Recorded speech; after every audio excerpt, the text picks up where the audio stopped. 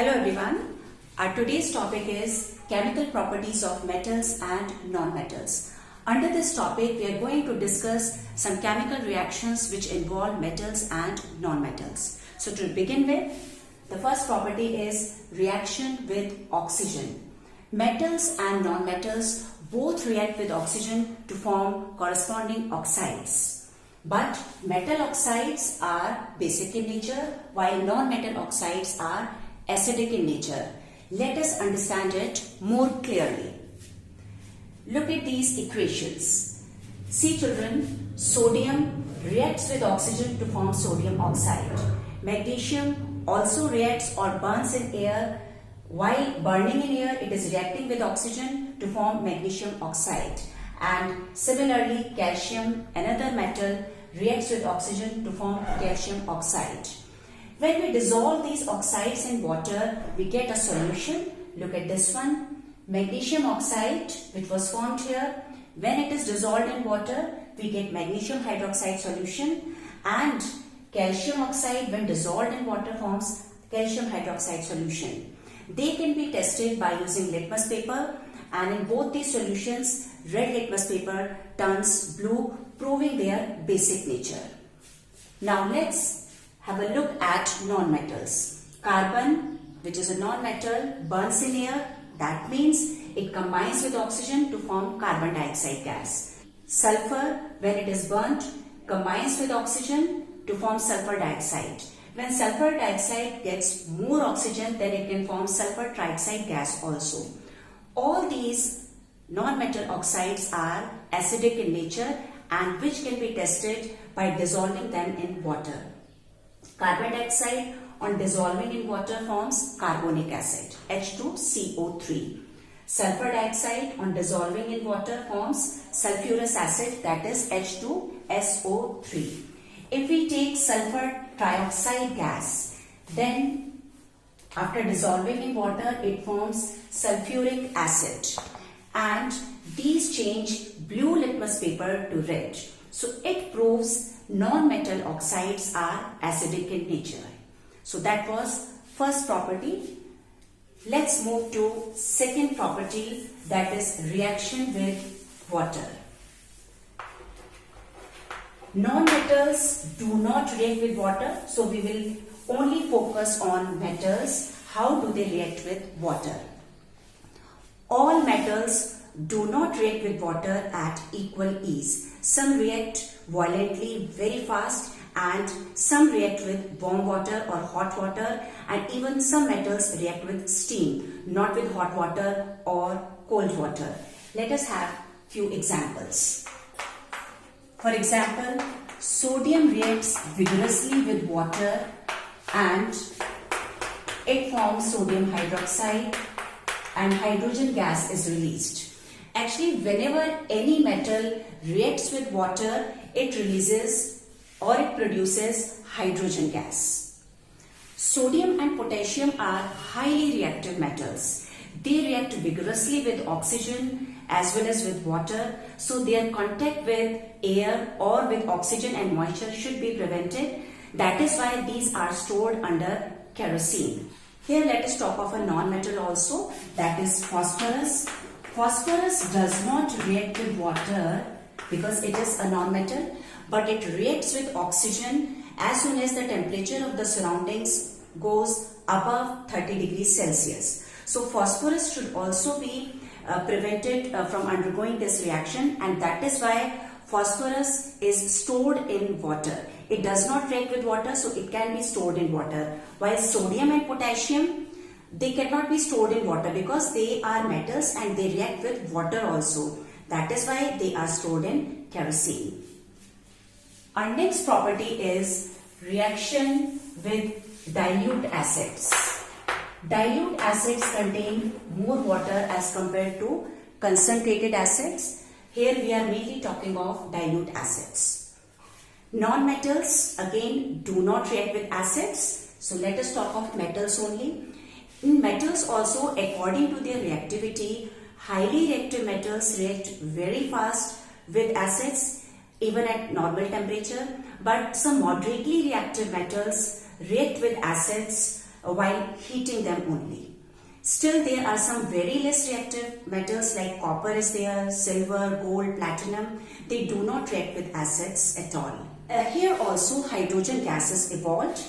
And see, suppose we take some acid in a test tube, let it be hydrochloric acid, and add some metal into it. Let us say zinc granules are added in it. These are some pieces, suppose zinc pieces or the zinc granules. It is a metal and it is an acid. So the reaction will start. It does not react very fast, just like sodium and potassium. The reaction starts after a while, and this reaction mixture also gets hot, and soon we see that some bubbles or effervescence are there. That means some gas is coming out, and that gas which comes out is hydrogen gas. Exactly the reaction is this. Something remains here also, and that is zinc chloride solution, and hydrogen gas is evolved. This upward arrow shows that hydrogen gas is coming out.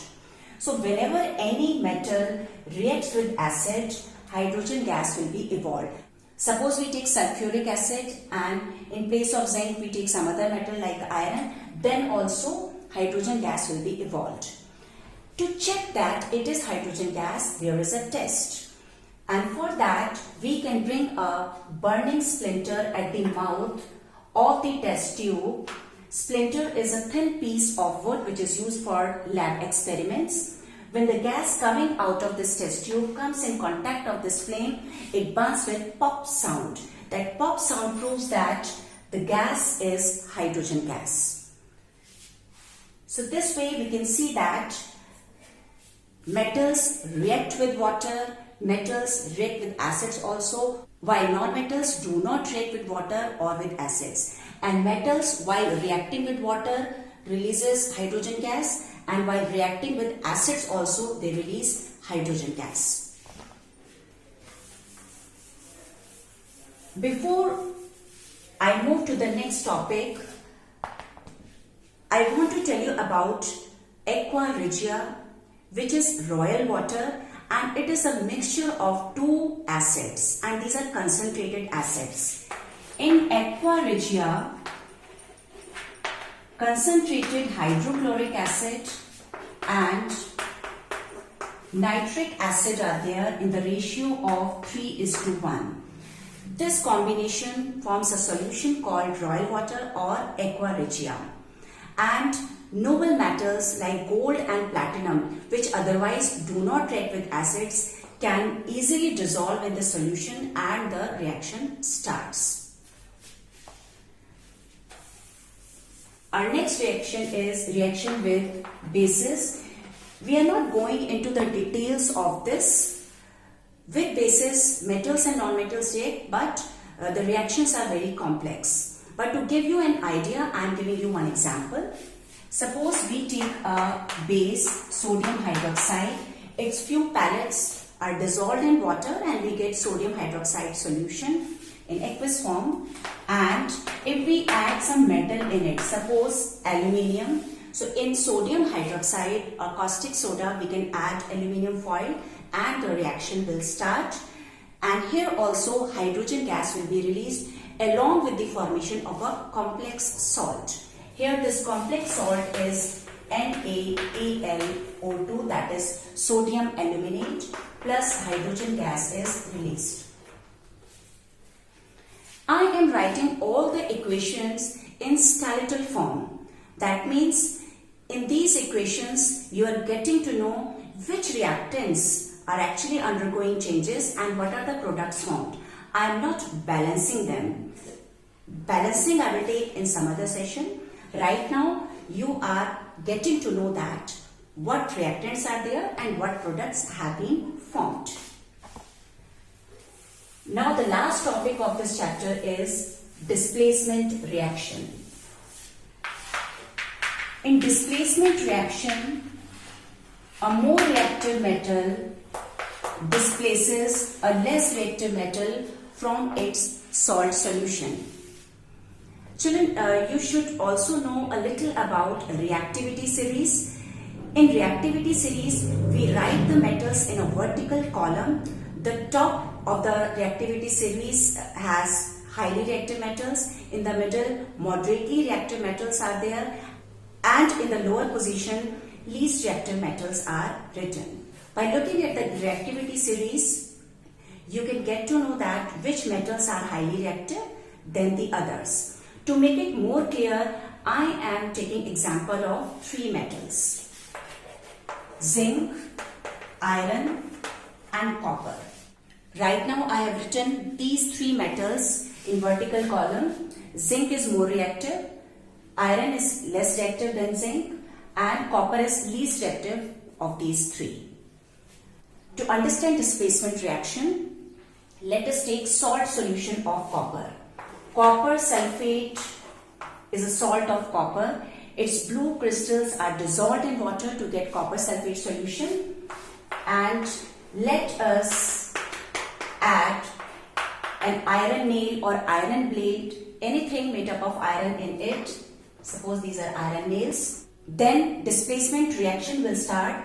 Iron is more reactive than copper, so it will displace copper from this copper sulfate solution. Copper will be displaced, so this sulfate will get connected with iron, and ferrous sulfate and copper will be the products. Copper, which will be formed in this beaker, will get deposited at the bottom as reddish brown particles. The solution will also turn from blue to green. Ferrous sulfate or iron sulfate is green in color. So this is how this reaction takes place. Let us have a look at another reaction.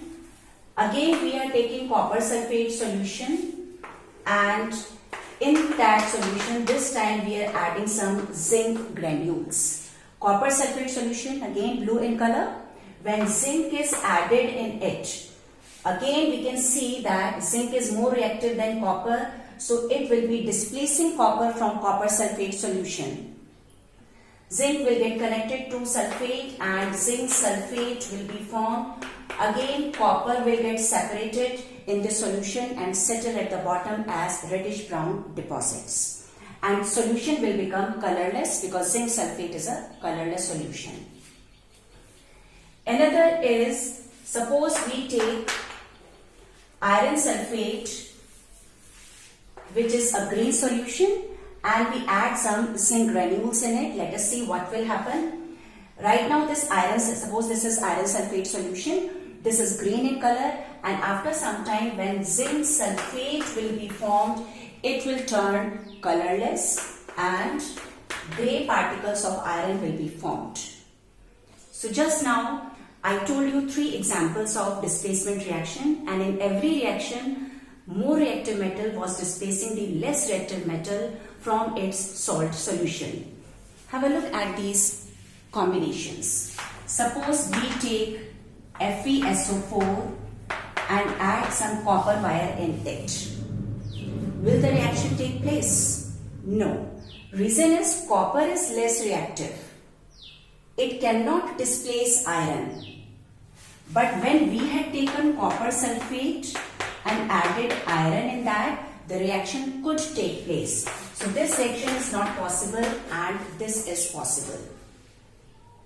So based on their reactivities, we can tell which metal can displace which other metal, whether it is possible or not. Now to tell you something interesting, copper sulfate crystals are blue in color and commercial name of that is blue vitriol. Ferrous sulfate are green crystals and their commercial name is green vitriol. Zinc sulfate, white in color, and its commercial name is white vitriol. With that, we have understood various chemical reactions involving metals and non-metals. Now to end the chapter, let us have a look at some uses of metals and non-metals. First of all, let us have a look at some uses of non-metals. Oxygen is a non-metal. It is used for breathing. You are using it for respiration process in your body to give you energy. Nitrogen is also a non-metal. It is used for making fertilizers and it is an important component of plant proteins and animal proteins and help in bodybuilding or body growth. Chlorine, this gas kills germs in water, so it is used to disinfect water. Iodine, when dissolved in alcohol, it forms a medicine called tincture of iodine and it is used as an antiseptic for cleaning the wounds. Sulfur and phosphorus are used for making crackers. Phosphorus is used for making the tip of the matchstick also. That brown or black color tip is made up of phosphorus added with many other substances. Sulfur is also used for making various medicines and ointments. Carbon, a very important non-metal. As coal, it is used as a fuel. As graphite, it is used for making pencil leads, for making dry cells and high temperature crucibles. Carbon as diamond is used for making jewelry, drilling tools, and as coke, carbon is used in the extraction of metals. So these were some uses of non-metals. Let us understand some uses of metals also. Gold and silver, these are used for making jewelry. Mercury is used in thermometer, it is filled in the bulb of thermometer. Iron, too useful, it is used for making various parts of the building, like gate of the building, grills are there, then various rods are used during the construction of the walls. Steel utensils are also made up of iron. It is used for making bridges also. Copper and aluminium wires are used as electric wire. Copper and aluminium are also used for making utensils. Calcium, which is also metal, it makes your bones and teeth strong. Few important metals needed by your body are iron, zinc and copper. These help in the formation of blood in the body as well as strengthen your immune system.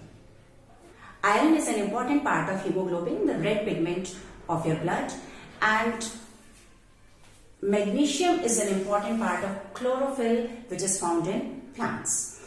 So with this, I hope it is clear to you that metals and non-metals are so useful for us and they undergo various chemical reactions also. These chemical reactions are used in the factories, industries to prepare various useful substances. So keep using metals and non-metals in your daily life and have a nice day.